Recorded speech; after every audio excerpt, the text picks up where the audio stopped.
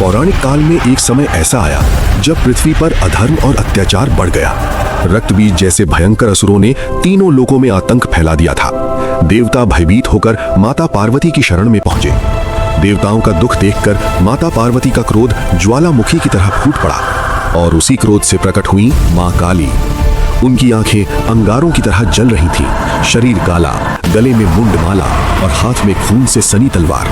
मां काली युद्ध भूमि में उतरी और असुरों का संहार शुरू हो गया। एक एक कर सभी राक्षस मारे जाने लगे, लेकिन मां काली का क्रोध शांत नहीं हुआ। उनका तांडव इतना भयंकर हो गया कि पृथ्वी कांपने लगी, आकाश गरजने लगा और देवता रोने लगे। देवताओं ने भयभीत होकर महादेव से प्रार्थना की, प्रभु, अगर मां काली का क्रोध नहीं रुका तो पूरा संसार नष्ट हो जाएगा। महादेव शांत थे, लेकिन उनकी आंखों में करुणा थी। उन्होंने संसार को बचाने का निर्णय लिया। महादेव युद्ध भूमि में पहुंचे। मां काली अब भी क्रोध में तांडव कर रही थीं। उनकी तलवार से अग्नि की लपटें निकल रही थीं।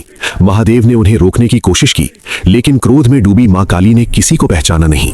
और फिर शुरू हुआ देवताओं को भी भयभीत कर देने वाला युद्ध। आकाश में बिजली चमकने लगी, पृथ्वी फटने लगी। महादेव का त्रिशूल और मां काली की तलवार आपस में टकराने लगे। देवता रो रहे थे, ऋषि मुनि प्रार्थना कर रहे थे कि यह भयंकर युद्ध रुक जाए। तभी महादेव ने एक अनोखा निर्णय लिया।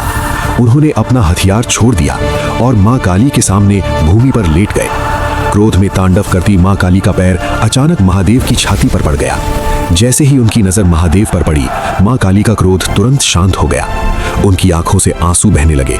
उन्हें एहसास हुआ कि उन्होंने अपने ही स्वामी को चोट पहुंचाई है। लज्जा और दुख से मां काली ने अपनी जीभ बाहर निकाल ली और धीरे धीरे उनका तांडव शांत हो गया। संसार बच गया।